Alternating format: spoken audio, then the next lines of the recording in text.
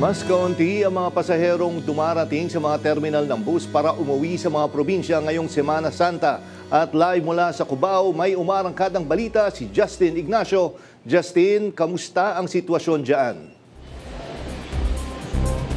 Jack, kung ikukumpara raw last year, mas kakaunti ang mga pasahero na dumarating dito sa isang bus terminal na kinatatayuan ko sa Cubao ngayong Martes Santo.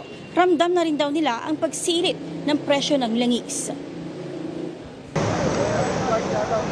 Nagsisimula pa lang na dumating kaninang umaga sa mga bus terminal sa Pasay City ang mga pasaherong uuwi sa kani-kanilang probinsya. Ayon yan kay Jose Aguilo, Operations Manager ng isang kilalang bus company sa Buendia, Pasay City. Ngayong araw hanggang Huwebes ang inaasahan nilang dagsa ng mga pasahero. Pero ayon kay Aguilo, kumpara noong mga nakaraang taon, mas konti anya ang mga pasahero ngayon. Pero definitely bumaba na po yung influx na passenger compared last year.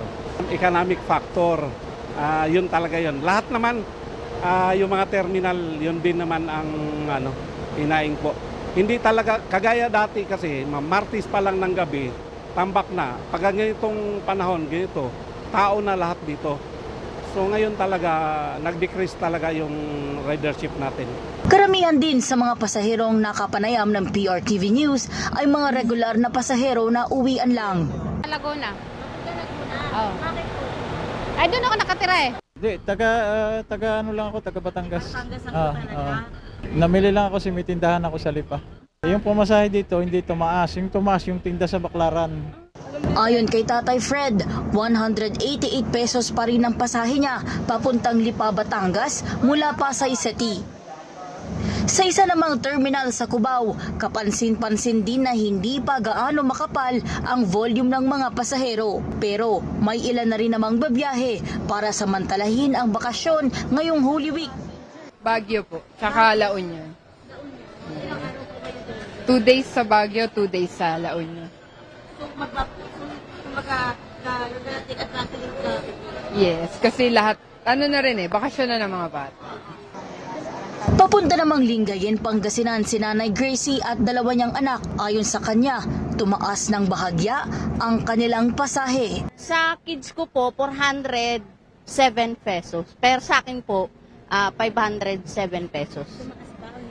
Tumaas ng konti lang po. Mga siguro 30 pesos, mga ganyan po something. Pero ayon naman sa station in charge ng naturang bus company na si Edsel Gadingan, hindi sila nagtaas ng presyo ng tiket. Kung ano ang presyo ng tiket noon, ganun pa rin anya ngayon. So ngayon wala pa po. Hindi pa po kami nagtaas ng pamasahe. Ayon kay Gadingan, dama sa kanilang terminal ang bigat ng pagsirit ng presyo ng diesel. Hindi na raw kasi katulad noong nakaraang taon na maaga pa lang ay marami ng tao. Ngayon, nagbawas na sila ng biyahe dahil sa taas ng presyo ng langis. Umaasa sila na mas marami ang babiyahe bukas, Miyerkules Santo, lalo't last day na ito sa trabaho ng karamihan. May pagtas po. Nasa may 300 po. Nasa dalawa po kami, 17 po. Ay, 1,114. Magkano po ba usually? Parang 318 pag hindi tumas yung pamasahe. Tapos, opo, tamais may in-charge pong 50. Parang ang bayaran ko dapat lang 507 kasi booking. Ngayon, 1,114 po.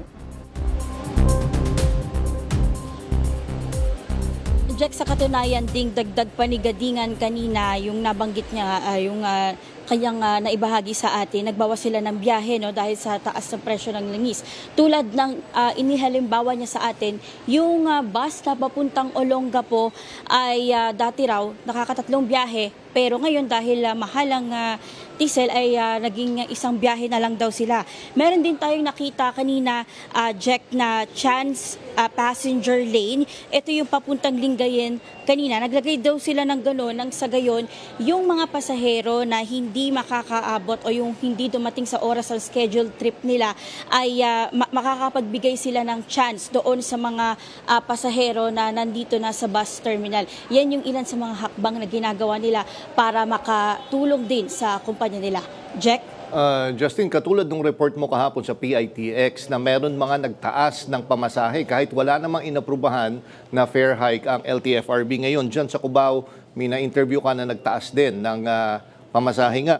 Wala ba silang malalapitan dyan na help desk mula sa LTFRB para pwede silang magreklamo? Jack, yan din yung ating tinanong kanina kay Edsel, no, yung operations manager ng bus terminal na ito. At nilinaw niya na hindi raw sila nagtaas ng pamasahe. Kanyang binigyan diin na kanina yung paliwanag niya rin kanina, yung bago nagsuspinde ng fare hike, doon sila nagtaas. Pero nung nagsuspinde na, nag-anunsyo na si Pangulong Bongbong Marcos ng fare hike, ibinalik nila sa dati yung presyo ng kanilang mga tickets. Jack.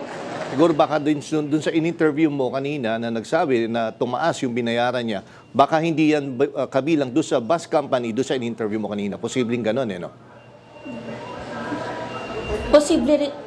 Posible rin kasi, Jack, na yung kanina rin nakapanim natin, ngayon lang sila uuwi. Kumbaga, malayo-layo rin yung comparison ng kanilang yung presyo ng ticket. Kumbaga, last year, tapos may mga konting pagtaas, and then yun pa rin yung naabutan na nila ngayon, Jack. Huling tanong na lang, sinabi mo may mga ibang nagbawas ng biyahe ng mga bus. Hindi kaya kakapusin ang mga bus para sa mga nais umuwi ng probinsya?